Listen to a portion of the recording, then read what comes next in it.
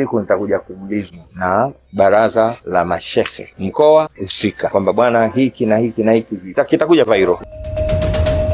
Akiwajieni fasiki na habari, ifanyieni uchunguzi. Haya ni maagizo ya nani? Ya Allah subhanahu wa ta'ala. Mtakuja kuwaumiza watu kwa kutojua ubaya na athari ya zile habari.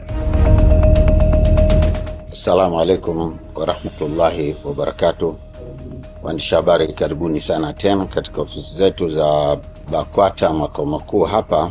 Tuna taarifa ambayo tunataka tuwafikishie, muifikishe kwa umma na wafuatiliaji wa mambo katika vyombo vya habari. Taarifa kwa umma. Baraza la Ulama Taifa katika kikao chake kilichofanyika leo tarehe 21 mwezi wa 7 2026 hapa BAKWATA makao makuu, chini ya Mufti wa Tanzania na mwenyekiti wake Dr. Abubakar Zuberi, kikizingatia uamuzi wao wa tarehe 14 mwezi huu wa kuwasimamisha mashehe watatu kupisha uchunguzi wa tuhuma dhidi yao, Mufti wa Tanzania baada ya kushauriana na baraza lake la ulama na kwa kuzingatia madaraka yake kikatiba ibara 84 ndani ya mabano 17 ya katiba BAKWATA ya mwaka 1999 toleo la 2018, ameunda tume kuchunguza tuhuma zote zinazowakabili mashehe hao husika. Sheikh Walid Al-Hadi Omar toka mkoa wa Dar es Salaam, Sheikh Isa Nasr Isa toka mkoa wa Singida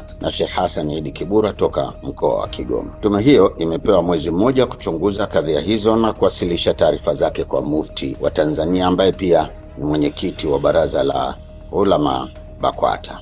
Wajumbe wa tume hiyo ni hawa wafuatao: 1. Sheikh Shaban Juma Abdallah, Sheikh wa mkoa wa Arusha, mwenyekiti; Dr. Musa Hans, mhadhiri chuo kikuu cha Dar es Salaam; Dr. Abdallah Tego, mhadhiri chuo kikuu cha MUM Morogoro; wakili Ummi Aziz Kheri, mwanasheria; Mwalimu Ali Abdallah Ali, mkurugenzi wa elimu BAKWATA; Hamisi Kalimwage, mjumbe wa kamati ya utatuzi wa migogoro ya misikiti na madrasa nchini. Tunasihi Waislamu wote na wasiokuwa Waislamu kuwa watulivu kwa kipindi hiki ambacho tume inafanya kazi, na pia tunawaomba wenye taarifa muhimu kuhusu kadhia hii waweze kuwasilisha taarifa zao ndani ya tume hii. Pia wale wote watakaohitajika na tume katika kukusanya taarifa muhimu, tunawaomba watoe ushirikiano ili kufanikisha malengo ya tume hii ambayo ni kutenda haki kwa kila upande. Tunamwomba Mwenyezi Mungu atuwezeshe katika jambo hili la kheri. Wa billahi tawfik. Hassan Said Chizenga, katibu wa baraza la ulama na msemaji wa Mufti.